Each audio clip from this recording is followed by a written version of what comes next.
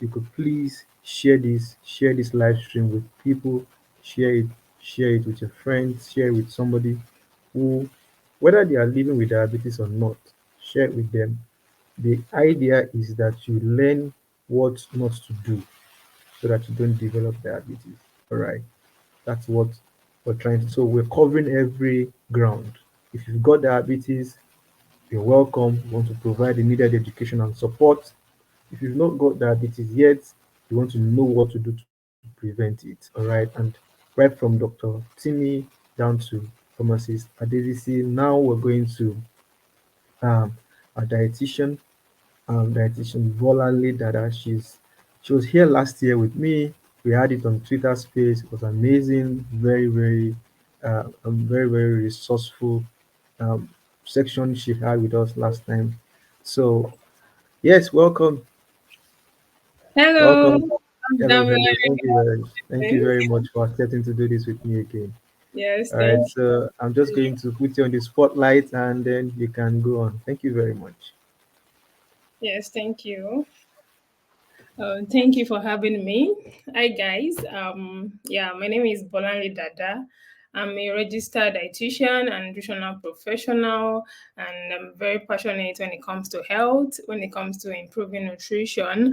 Yeah, let's just get into it. So, yeah, and I would say thank you, the Nurse Damilare, for this opportunity, to speak again. Last year was wonderful. It was awesome, and I'm glad to be part of this once again. Okay, so the issue of diabetes is something that it's fast growing at a very alarming rate. Imagine every 21 seconds someone is diagnosed of diabetes, like worldwide. And that means even within the period of our discussion today, several lives are being impacted by this, you know, complex disease, but then it's preventable. Just that we don't have a cure yet, but then it is actually very, very preventable. So when it comes to preventing diabetes, because that is what I would basically be talking about, preventing diabetes and also managing diabetes when it is not established that you actually have diabetes.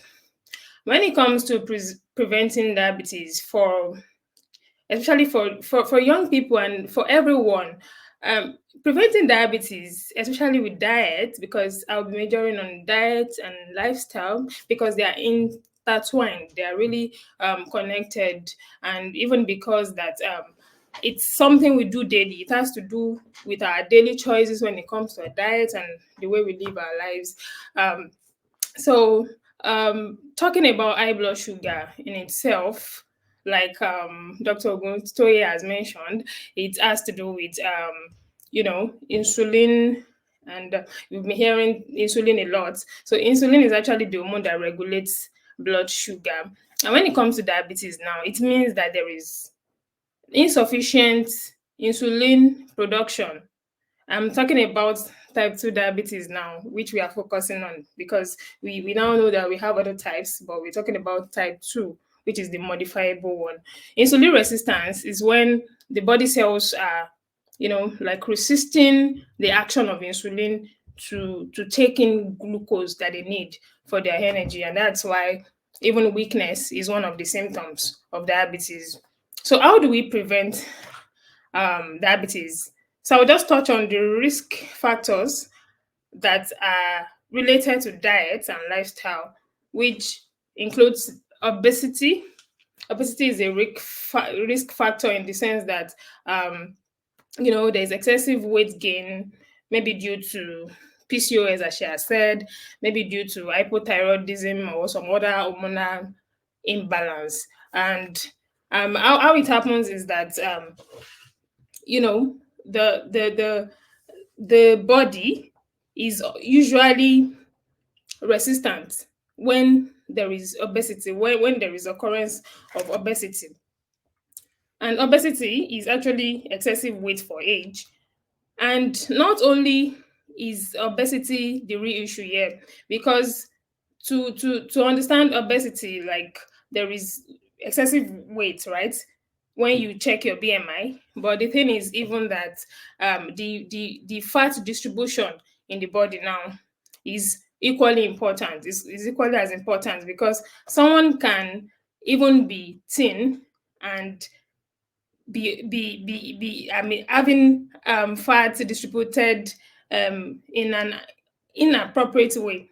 That is when there is visceral fat, and that has to do with what we call this pot belly or fatty tummy, because in as much as you need some level of fat to cover your organs, to cushion the effect, to provide insulation for your body and warmth for your body, it is also important that you don't want to have excessive abdominal fat or visceral fat, because this can even increase insulin resistance. Another thing is unhealthy diets, not making the right diet choices, which I'm also going to talk about shortly, and poor lifestyle choices like smoking and sedentary lifestyle. You sit on a spot for so long. We're going to talk about that. So these are actually risk factors that I want us to take note of. Another thing is high blood pressure. So when there is um, elevated high blood pressure or hypertension over a period of time, and it is not being monitored, it can also predispose one to um, um, um, diabetes. And all these are diet related, like I've stated. Okay, so how do we prevent this? Healthy eating. And healthy eating in the sense that is the goal now is not even just to prevent diabetes, but even to prevent other common diseases that we know of, be it hypertension, talk of cardiovascular diseases, talk of GIT issues and things like that. So healthy eating is actually the key to even preventing diabetes in itself. So for healthy eating for diabetes, I will just focus on some nutrients or some key areas in the diet that needs to really be taken care of. The first is fiber. Yeah. So I don't know if we've really heard about fiber. Fiber are important. Fiber. So what is the big thing about fiber? Fiber is actually very important for overall health. Talk about weight management, talk about, because so many people mix things up when it comes to, okay, oh, I'm overweight, I want to reduce my weight. They are not taking into account how what they consume. So talking about fiber, you need to consume fruits that are actually high in it. Usually the recommended RDA for fiber is about 20 to 35 grams per kilogram per day. So like I mean gram per day. So you need to consume, and the sources for fiber are vegetables, fruits, your legumes like beans, like your cowpea, your whole grains. So that means you are trying to reduce your consumption of processed foods, because processed foods are low in fiber, right? Do you see now? They are really low in fiber. So you want to consume more of whole grains, of unprocessed foods. All right. So another nutrient of importance that I want to talk about is cholesterol. So there's this big buzz about cholesterol. Doing this, it is low in cholesterol. I get many questions about cholesterol, and cholesterol is actually needed by the body, right? But the issue now is when it is, well, is the type of cholesterol, or the type of we call them lipoprotein. So we have two major types. We have the high density lipoprotein. We call them the good ones. Those are the good ones. And we have the low density ones, which are the bad cholesterol. So you want to lower the bad cholesterol that you consume. And which sources, what are the sources of bad cholesterol? We have you know eating, when you want to eat your poultry, your chicken or your turkey, the skin covering the skin of the chicken is actually high in the bad protein, that's the LDL. So you want to remove the skin of your chicken before you eat them. And you want to avoid frying too, because okay, when we now talk about LDL, I would like to classify it into saturated fats and trans fats. So the saturated fats sources are, just like I've mentioned, the chicken skin, fried foods, baked foods, overly processed foods with added salt, they are actually high in saturated fats. So you want to avoid them to the barest minimum. And also trans fats, also from fried foods, reusing cooking oils. Those practices are not healthy. I understand that even for most people in Nigeria, right now, things are costly, so you want to keep reusing oil, or you want to manage all of that. You should take note that this might be harmful for your health. So in prevention of diabetes, these things need to really be considered. And all this being said, that means even in your when you purchase items now, you want to begin to look and take cognizance of your of the label on the commodity you're buying. Let's say you're buying a juice or anything you're buying. You should check out for these things: saturated fat. You look if it has. Some will tell you, oh, there's no trans fat. Some will tell you there's no saturated fat. Some will tell you, oh, this is the percentage gram, and you can know how many gram of the saturated fat per 100 gram of that commodity, right? So really looking at nutrition labels is really, really important. Another nutrient of importance that I want to talk about is protein. Okay, so about protein, the thing about protein with diabetes is, I just want to break a myth about protein, because when it comes to obesity, and when somebody is obese, you want to do weight management, weight loss, and all those things. And you see people tend to follow different trends of dieting, like the ketogenic diet, keto. So the thing about keto is that in its own, it's a good diet, but it has its purpose. It's used for different purposes clinically, like in cases of epilepsy and things like that. But for weight loss, it is not a sustainable way of losing weight. I keep telling people that, because what happens is that, or let me just explain for those that don't know what keto diet is actually. Is consuming large portion of proteins and maybe just little percentage for carbohydrates, and then there is fat in the diet. But basically, consumption of high protein. The implication of this is that it stresses the kidney, because the kidney is the organ that processes the waste from this protein and all of that. And again, there's no protein sparing action. So that means that, because the body actually needs sugar, the body cells, they need glucose to function, just like I've mentioned. For energy, the brain needs glucose, every body cells needs it. So the body automatically will manufacture glucose from what is available. So, and in this case, for people on keto diets, it is protein. So that means protein would be processed. We undergo some process to deliver glucose, and in the long term, this leads to ketoacidosis, and it can lead to other health conditions, right? And we want to avoid that. So overload of protein is bad. Moderation is key. And when it comes to restricting protein, is when there is like early stage of kidney diseases and things like that. So protein is something I want us to really take cognizance of. Moderation is key, and following a balanced diet and adequate diet is also key.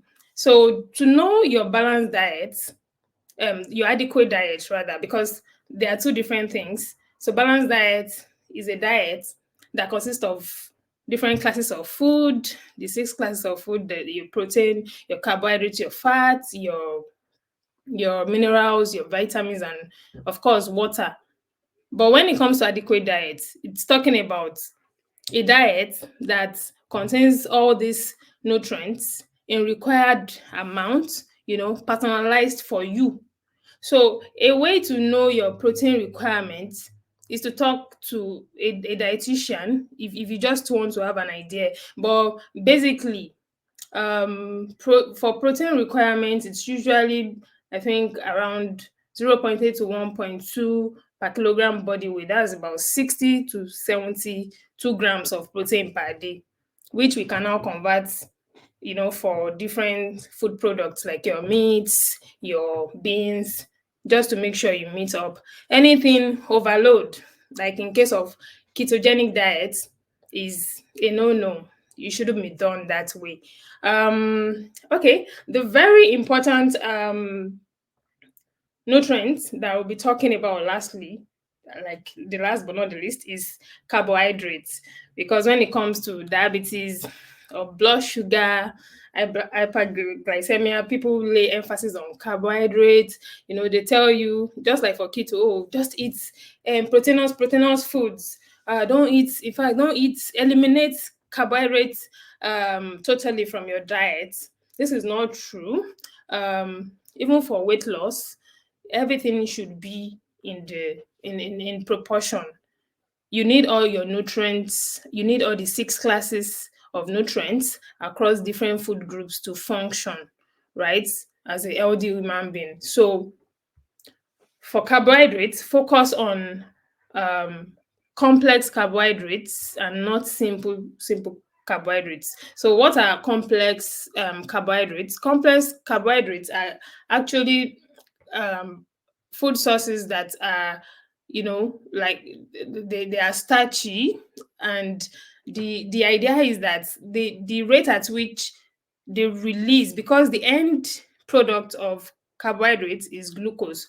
So the rate at which they release glucose into the bloodstream is actually slower than the simple sugars that, like, quickly they just release glucose into the bloodstream. So you want to, examples of complex carbohydrate that you should consume is your whole grains, like I mentioned before, your whole legumes, natural, your not your fruits, right? Even though, yeah, some most fruits, the sugar present in foods is fructose, but you can consume fruits. Yeah, you need the vitamins, minerals from fruits. So when it comes to carbohydrates, you want to make healthy choices like that. Your tubers, and more natural foods like that. um Simple sugars should be avoided, because of course when you take them, there's this thing about taking simple sugars. Once you start taking your simple sugars, your brain tells you, oh, I want more, I want more. So you consume more than you should.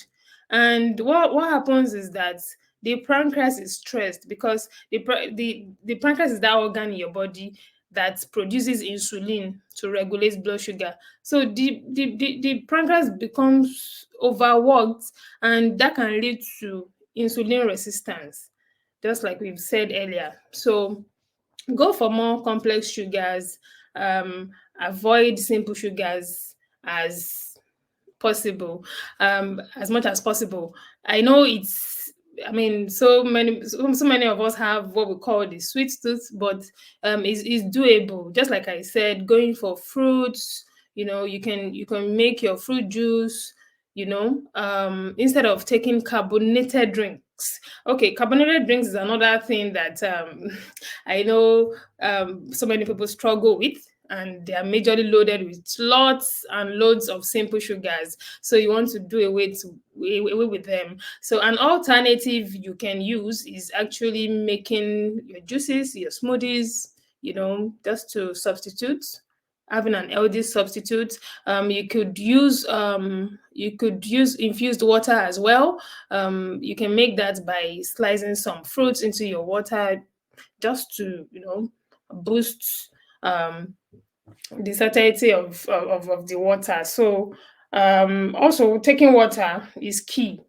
You need to take about 3 liters, 3 to 4 liters per day, 6 to 8 glasses per day, to aid your metabolism.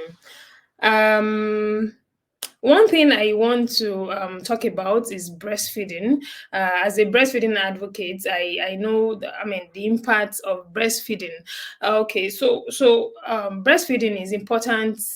How it is related to diabetes is in the fact that breastfeeding actually helps um, mothers, nursing mothers, to gain to return back to their pre-pregnancy weight. This is because most women tend to gain weight during pregnancy, and even postpartum. They keep experiencing the gain of weight, but breastfeeding can help return back to their weight before pregnancy, and that would mean reducing chances of obesity, overweight, and in the long run reducing the risk for diabetes. So that is it about breastfeeding. And yeah, even for the baby as well, it is also beneficial. So a baby that is well breastfed, particularly following exclusive breastfeeding as recommended by WHO, that kind of baby would have, an overall health. The GIT will be strengthened, will develop well, will be well matured, and there will be reduced risk for GIT issues or metabolic issues like insulin resistance and diabetes. So breastfeeding is actually very, very important in preventing diabetes. Now let's go to the second part on diabetes management. So you have diabetes. How do you go about it? So the goal for diabetes management is, as the previous speakers have said, is to reduce or regulate the blood sugar to the normal and required level. And also, another important thing is to reduce cholesterol, because they work hand in hand, right? Because high level of the bad cholesterol, like I explained, can lead to more insulin resistance and some hormonal balance, including insulin imbalance. So um, preventing complications of diabetes is really essential. So you want to reduce or regulate the blood sugar level. You want to reduce the cholesterol, or maintain a normal cholesterol level, as well as reduce occurrences of hypertension or increased blood level. So those things are taken into account when managing diabetes. And like we've heard, three key ways. One of the major ways is the drug, as explained by our pharmacist. Major ways of using whether the insulin or the hypoglycemic drugs to reduce the blood sugar. Another way to manage, or an effective and more sustainable way to manage diabetes, is diet. Then the third way is your lifestyle and exercise. So all of these, they don't work independently. They can't like work in isolation. You have to take into account the three of them together: your diet, your medications, whether drug or insulin shots, and then exercise. And we might have questions like, oh, will I have to be on drugs for the rest of my life? Because it's a lifetime thing. It's not curable. You just have to manage it. Well, the good news is that you could actually stay off medications after a while if you're doing it right, especially with your diet, because of course that is a daily choice you would have to make, like I said. So when you work with your healthcare providers, following your drugs, as at you take your drugs as at when due, you follow your doses, your prescription. It's also important to speak to a dietitian so that you could be well monitored when it comes to your food choices and intake, to consider your preferences. Like I tell people, diets and dietary interventions is a personalized thing. It's not a black and white thing, or like a one cap fits all kind of thing. So you have to work with these professionals to tailor your kind of treatment. But I will just talk generally about diet management when it comes to diabetes. For your diet now, the time you eat, the kind of food you eat, how you eat them is really important.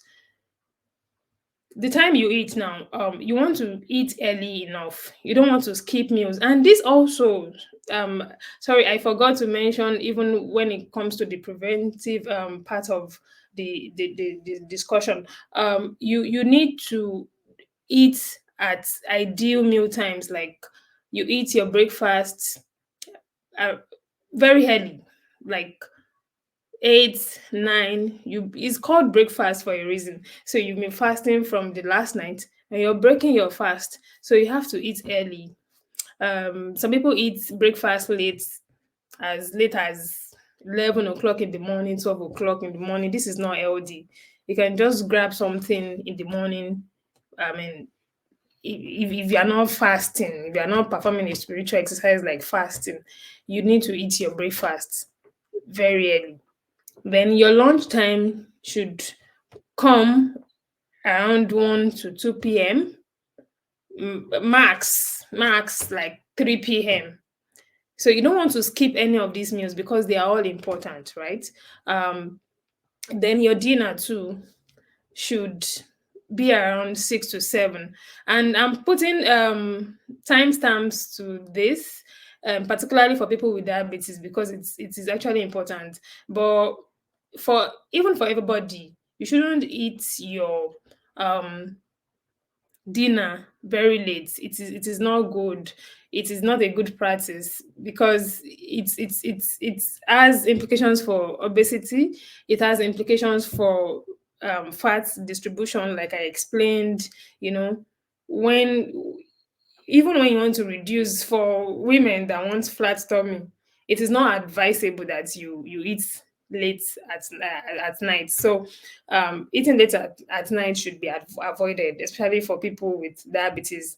um when it comes to carbohydrates now, so because carbohydrates are actually the nutrients that is being put on the spotlight. They produce glucose. They give off glucose in the end. And there are a lot of myths about it, that oh, just eliminate carbohydrates and just eat beans. And even beans, the thing is, even beans has some carbohydrates, right? But people now like um keep eating beans, keep eating beans, and that would be protein overload. And like I explained, you want to avoid that so that you don't cause some implications like renal, like kidney problems, that is even associated with diabetes, which is one of like the implications we are trying to um mitigate against. So you want to avoid that. So for carbohydrates, it's essential that you follow portion control. The portion control is key. You can use the plate method, or or calorie counting. And this calorie counting, you have to do it with your dietitian. It's not something you need a professional to do it for you. He or she would consider a lot of things to place you on that certain calorie, especially when you're on drugs like these drugs, this metformin and glucophage, all those drugs. I mean, if you don't eat enough as you should, it can make you weak. You can go hypo, and that is very, very dangerous. So you have to work with a dietitian so that you can keep monitoring these things, and with time you would know how to, I mean, manage your diet, right? Like I said, for carbohydrates, no simple sugars. Go for complex sugars more. The only time when simple sugars are used for the diabetic is when maybe there's hypo hypoglycemia, that is the blood sugar is low. So the person has to be given coke so as to balance. The key goal here is to get a balance. So but complex sugars should be used, should be consumed. Now, the type of carbohydrates is not even as important as the quantity that is being consumed, because somebody can be consuming complex carbohydrates, like you're taking oats. You're taking oats because oats is high in fiber. Yeah, that's good. But then the quantity, if you're not, if you're taking it in excess, for example, now the end products, the sugar it will produce will be higher compared to when you take um the adequate quantity for you.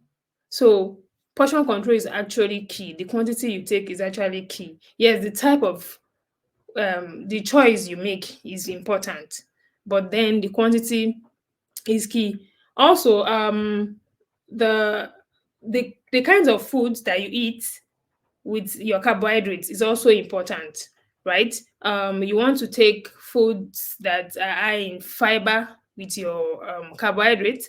Like I recommend to patients that you take vegetables like cucumber, like your garden egg. What it does is to like mop out the sugar in the blood, so it keeps it regulated. So essentially, take vegetables, take foods rich in fiber. And for consuming fruits, you need to like monitor it, because now that there is diabetes, fruits actually have sugar in them, so you want to minimize your fruit intake to about one per day, one kind of fruit per day, like say one orange, one apple, um like that. So two fingers of banana, and yeah, like that. So the key point here is the type of carbohydrate you take is important. The quantity you take is important. Portion control is key. Moderation is key. Then the form of the food too is also important. For example, when you fry things. So I even forgot to mention, you avoid frying things. You can use an air fryer. There are more healthier ways to do all these things. You can use an air fryer instead of deep frying in oil, to reduce fat and trans fat and all those things that we discussed earlier. So I will leave it at this. If you have any questions, you can um, drop them in the comment section, and I will be happy to answer them. Thank you very much. Thank you so much.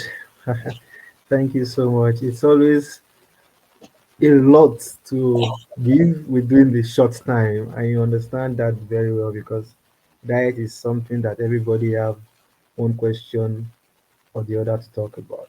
I don't know if you can just answer this question right away.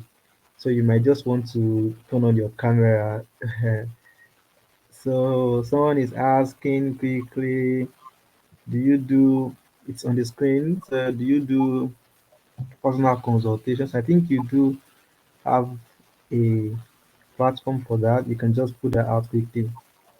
Yeah, so thank you so much for the question. I actually do personal consultations. Yeah, I do them online, right? You can reach me via Instagram DM at dot_dexa, or you could just search for Bolanle Dada via all social media platforms like LinkedIn, like Instagram, Facebook, and we take it up from there. So Oh, yes, I do yeah. consultations. There's Thank you. one more question. Thank you. How much protein on average does the body need per day?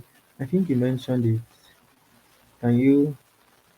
Yes. So around 60 to 72 grams because 0.2 0.8 to 1.2 gram per kilogram body weight is needed. So it is assumed that an average human being or an average adult weighs about 60 kg. So when you do that calculation, so it falls in between 60 to 72 grams for a day.